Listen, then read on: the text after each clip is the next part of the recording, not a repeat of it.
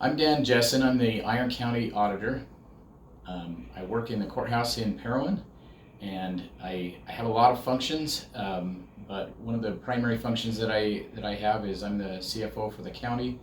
I'm involved in the tax rate process, and I have been tasked with putting together and administering the Iron County CARES Impact Grant that many of you may have heard about. The CARES grant is, or the CARES Act is, you're probably familiar with it. That was the $2 trillion stimulus package that the federal government did, which stands for Coronavirus Aid, Relief, and Economic Security Act, which was primarily the primary financial response by the government. It was a bipartisan effort to respond to the coronavirus pandemic, and it's important as we work with this and we talk with businesses that we remember the purpose of the funds, because these funds have to be spent in a very specific way. Of the $2 trillion, there was a lot of things that money went towards. Individuals, of course, remember that there was a $1,200 per individual, $500 per child, assistance directly to the taxpayers. There was also a lot of different things, tools and pieces and parts of that.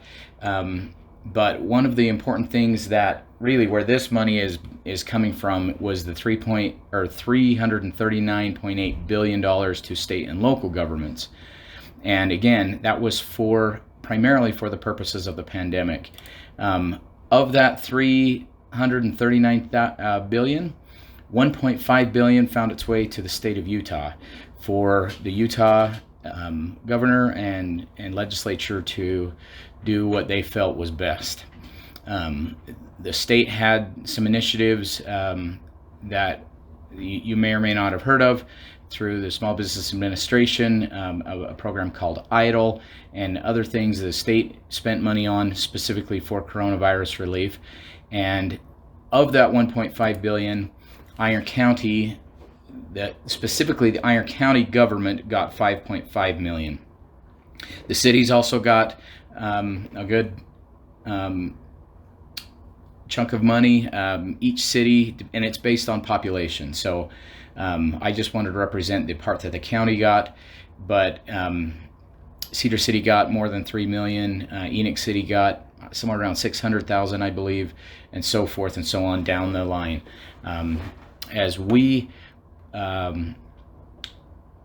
talked about how we could spend that money within the county government, we were constrained to three main things at first. And what they told us is these expenditures needed to be really necessary expenditures incurred due to the public health emergency with respect to the coronavirus disease.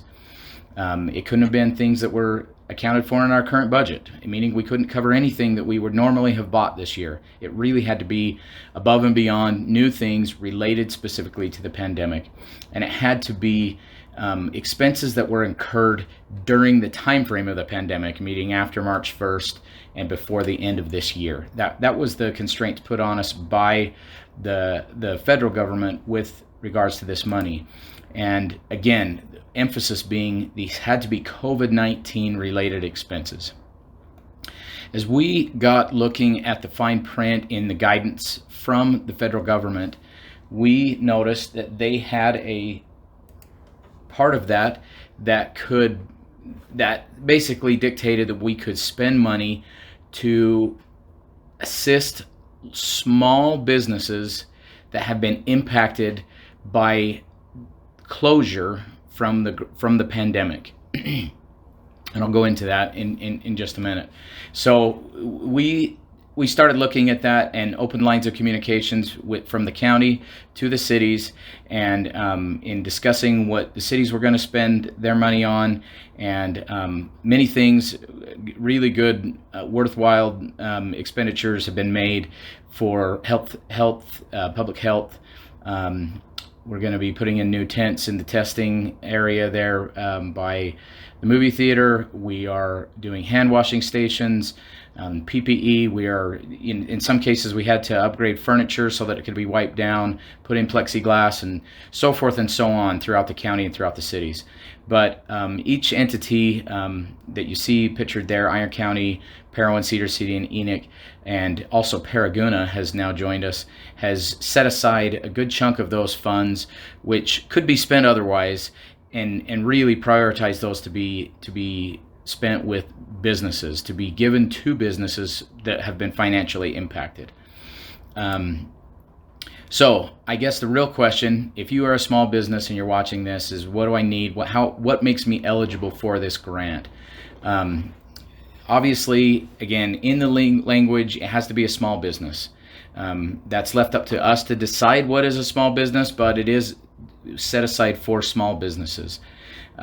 We have a grant committee that is making awards for applications, and they have some guidance, but essentially they will decide what is a small business. The business must have to been owned in 2019, must have been in business at least as old as 2019. And the reason that is because essentially what we're doing is comparing 2019's revenues to 2020's revenues so that we can document the loss in revenue tied to the pandemic. And so if you just open a business in 2020, unfortunately you will not qualify. But that doesn't apply to the majority of businesses that have been in effect, and they should be able to qualify for this loan. You must still be in business, or if you are closed due to the pandemic, you must be scheduled to reopen, and then in fact reopen your business with the end of the closure and the social distancing, and with assistance from the grant. And again, really kind of what I've been talking about, we have to tie this to the pandemic in one of three ways. You either had to have closed your business because of Governor Herbert's order. As you know, he mandated that certain businesses be closed, dental offices and so forth and so on. Or you had to have voluntarily closed your business due to the pandemic. There were a lot of businesses that voluntarily closed. They didn't know how that they could do social distancing and everything. They closed it to protect their employees. There were some businesses, of course, that stayed open but experienced a lack of demand for their products and services. That also is a criteria that can qualify. Now, if your business has fared well, has done average business, this year looks like any other year because the pandemic didn't infect it, unfortunately you don't qualify. If your business has done better than most years, unfortunately you don't qualify. Really, we have to tie back a business loss, and we're defining that as lost revenue year over year, and tying that to the pandemic. And that's really the only way we're able to provide this money. The good news for the grant is there's a lot of businesses that qualify for that. The bad news is there's a lot of businesses that qualify because they were impacted. Some more grant information that's pertinent. The grants will be meted out on a first come, first served basis. It's the only way to do it fair. We didn't want to be picking winners and losers. We wanted fairness, and in this society, sometimes we define fairness as who gets in line first. There's a lot of money right now. If we continue to get the money that comes in, we haven't got all the money up front. We're getting it in 3 separate tranches. We've gotten the first tranche. If the second and third tranches come in, we should have about $6.5 million to spread around all the businesses in Iron County. And that sounds like a lot, but you get dividing it into amongst a lot of businesses, and the funds will go fast. We are trying to give as much as we can to each business, and still spread it around as much as possible. But again, it is a first come, first served basis. On the application, you must document your revenue losses. The way that you can document that, the easiest way, if you have financial software like QuickBooks, or if you have point of sale software or something like that, then you can print basically a custom report. The report should be from March 1st, when we're calling the front end of the pandemic, through at least the end of June, but you can go as late as whenever you apply. So say you wait till September 1st to apply to really show the true losses. Say your August was really bad compared to last year's August, then you can go through August. But I need 2020 numbers in revenue, and I need 2019 from the same time periods. In other words, if you give me a profit and loss from March through the end of June from 2020, then from 2019 I need to see March through the end of June, so that we have a baseline year, 2019, when things were quote unquote normal, and we can compare that to 2020 and therefore document how much revenue was lost by the business. The other thing that you can do is you can just submit bank statements. We don't need to see the entire bank statement. If we can just see the bank statement, the main page that shows the total deposits, that should be enough to suffice. In some cases, we may need to see the detail. If you've gotten other funds from, say, a PPP loan or an EIDL loan, those were also from the CARES grant, and the CARES grant will not let us double dip. So if you have gotten prior funds, I'm going to need to see the detail of the other loans and grants that you've gotten, so that we can subtract that out of your loss calculation. Anyways, bank statements work good, especially if it's a smaller business that maybe isn't as sophisticated doing, daily input into financial software. And almost any business had bank statements. Even if their bank statements are commingled with your personal checking, highlight the business deposits and still submit it, do the application. I really want to emphasize, don't find an excuse not to do the application. Call me, I'll work with you, we'll figure it out so that we can get it well documented and get it to the grant committee for consideration. The end of the program is October 31st. That's the deadline as of right now.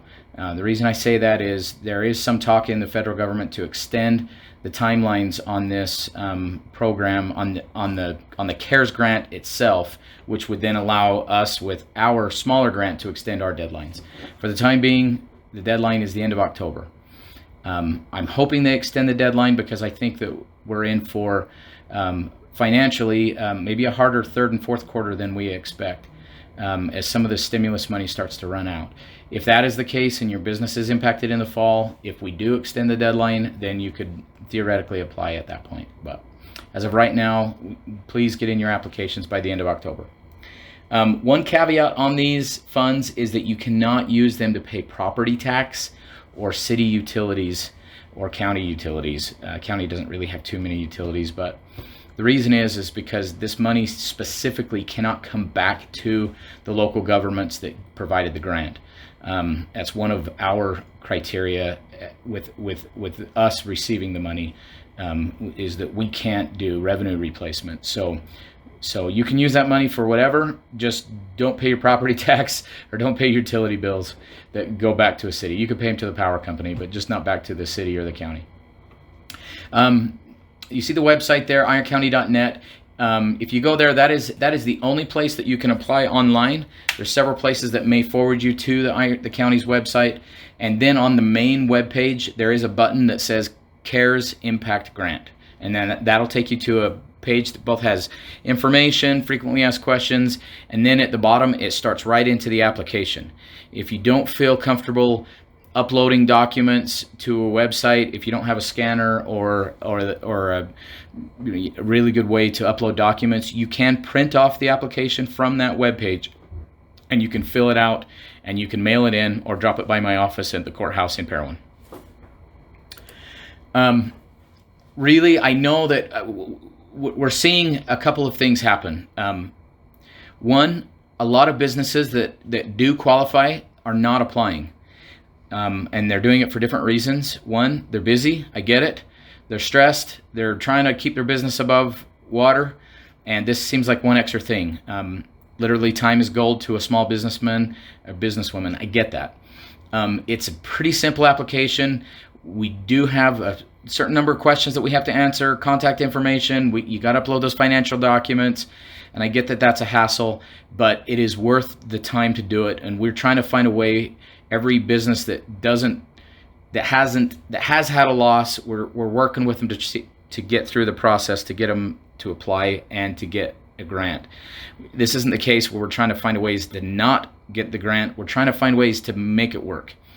So please apply today. If you're aware of any businesses that would maybe apply that haven't seen our ads on social media, that haven't listened to them talking about it on the radio, or they haven't watched this video, share it with them also. and have them apply. And we'd really like to get this money into the local economy and help out some small businesses that have been impacted. Another thing I hear is, other businesses have had it worse than I have. You know what? The money is here. Do it. We've designed this program around the businesses that should qualify, and if they don't apply, the money will go back. And so, really, we encourage you to set aside your humble approach to your business and say, you know what, I can use some of this help, and please apply. If you have any questions, you can call me. That's my direct office line, 477-8331. You can email me, djessen@ironcounty.net. Of course, that's my address at the courthouse if you want to stop by. Also, there's information on the webpage that I gave. We have the people on the grant committee have been placed there because of their involvement in the community with businesses. Chris McCormick with the Chamber. We have Craig Isom with the SUU Business Development Center. Maria Twitchell with the County Tourism, Cedar City and Bryan Head Tourism Bureau. These are people that are out in the public that are working with businesses, and you can also talk to them. Also, we've talked with a lot of the CPAs and accountants and advisors in town, and they can help you through any of the process. And if they have questions, they can call me. Really, we just don't want you to have an excuse not to apply, and we really hope the best for businesses as they've been impacted with this, and hope that they'll take this opportunity to get some assistance. Thanks so much for your time.